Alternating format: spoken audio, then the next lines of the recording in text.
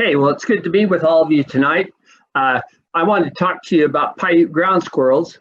It's a small gray squirrel found in Nevada and western Utah, and we've been dealing with them for about the last 10 years, trying to figure out some different ways to control them here all along the western border of Nevada. We are finding that they're also in other areas, like out over in San Pete County and some other places, so they seem to be popping up all over the place.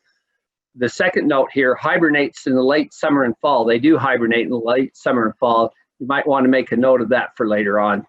And then they emerge from hibernation in February. Okay, so just like Steve was talking about, anytime that we deal with any kind of pest, we need to make sure that we know which pest that we're dealing with. A lot of people get ground squirrels and pocket gophers mixed up. I get calls all the time saying, how can I tell if I've got a pocket gopher, if I've got a ground squirrel? So I've shown a picture here that gives a good comparison. If you see the pile on the left, that's going to be a pocket gopher. If you see an open hole, that's almost always going to be a ground squirrel. Pocket gophers spend almost all their time in a sealed tunnel system.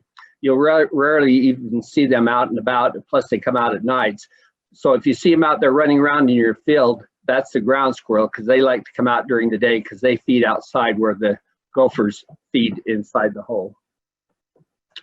So here's a picture of some of the damage that they've done. We've seen cases where they used to just infest on the outside along the roadsides, and now they've gone in 2 or 3 pivot tracks into these fields and can really cause a lot of damage. Through our research, we found that ground squirrels were not attracted to any of the baits that were currently licensed to control ground squirrels in Utah. So we've done a lot of research to try to change that. Back in 2017, I conducted a field efficacy trial with the Leapatech company to try to get a spot treatment label for Rosal volbait to control the Townsend ground squirrels. And it was pretty effective. For this trial, we applied a 1/4 cup of the Rosal volbait around each hole in the trial. And in this study, we were able to get a 70% control of the squirrels during the trial, but we did have to apply the bait 3 times. And we're currently working with the company to try to get a broadcasting label for the Rosal bait, because if you're treating several hundred acres, it's pretty hard to go do it with a 1/3 of a cup. In January 2018, the state of Utah issued a Section 24C special local need label for the Rosal volbait to control the ground squirrels. And since we got this special licensing, we've really been able to make a difference on controlling these ground squirrels, because this is something that that they really like, and as long as we treat them early, we can get pretty good control with it. So as we pointed out, we encourage producers to use this Rosal pelleted bait until the alfalfa green's up. And that, in our area down here, that's usually through the last part of February and the first part of March. Once that alfalfa green's up, they're not going to eat hardly any baits. Then you have to go to a fumigation method. In 2018, we conducted a trial using the fumitoxin tablets. And these tablets are activated by moisture, so when you're doing these, you need to make sure that it either rains or you're doing it around the side of the pivot where you irrigate. 2 days after the treatments, we had 96% control of the holes treated.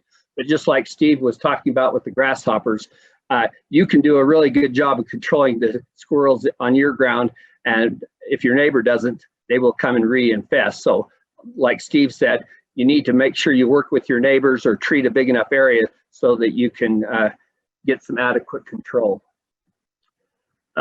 This is the take-home message of controlling ground squirrels. You need to make sure you get out there and try to bait with a spreader, a 4-wheeler, whatever works for you early, before that alfalfa green's up.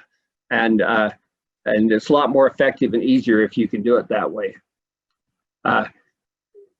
Our hard work is finally starting to pay off. In the last 2 years, in 2019 and 2020, there was over a 25% decrease in squirrels in these counties that we've been affected. And we're continuing to work with the farmers to let them know that they can't give up, that they need to work hard and keep treating. This is the take-home message here. Both of these products we've talked about, especially the fumitoxin, can really cause problems. It's what killed those girls a number of years ago up in Utah, up in the Salt Lake area, and it's also killed people in Texas and different areas. Make sure that you follow the label 100%, and don't take any shortcuts, because it will do what it needs to do, but we don't want anybody to be hurt or cause problems.